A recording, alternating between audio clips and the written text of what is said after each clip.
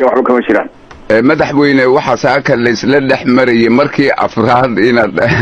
adigoo nool la sheegay inaad dhimatay arrinta bal ka waran wali waliga qof xawaasha inta ka soo noqdo hadlamiyada aragtay cawko maya inay been tahay inay been tahay saasa ku ogaanaysa marka imika ay ku dhamaato baaritaankan caafimaad haddii alla ka dhigo xagee kuugu xigaysa ee aad u jeedaa madaxweyne dalkii waan ku noqonayaa muqdishoan ku noqonayaa haddii alla idmo markii baaritaanku iga dhammaado haddii rabbayno madaxweyne ra-iisul wasaarihii oo ka yimid shirkii afrika iyo yurub ay lahayd magaalada lisbon ee boortaqiiska lagu qabtay ayaad is aragteen sida aad ii sheegteen hadda aad isag fadhida muxuu kaaga warramay shirkaasi wixii ka soo baxay wallaahi wuxuu iga warramay isagiibaaba ila jooga ku doona haddaa waraysanayse waana uu kaaga sheekayn karaa shir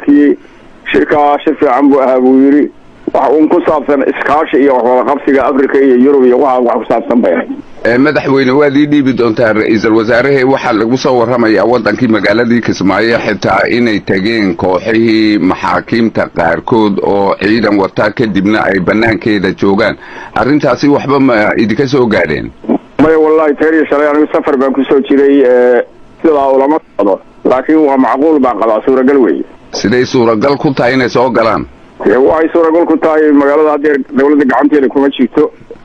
shacabun baa iska joogo haysta dawladda hadday joogi lahayd lama soo galeen maxaa idin diiday madaxweyne idinku inaad kismaayo tagtaan wallaahi wax kale nooma diidin siyaasad ahaan waxaan rabnaa shacabka inaanaan isdilin annagu qabiil lama diriri karno saanu heshiisiinaynaa dabeedna nimanka meel cidlaahan iska helaynaa ee argagixisada marka waa qabiil baa gacanta ku haya kismaayo ee dawladdu imika faraha kulama jirto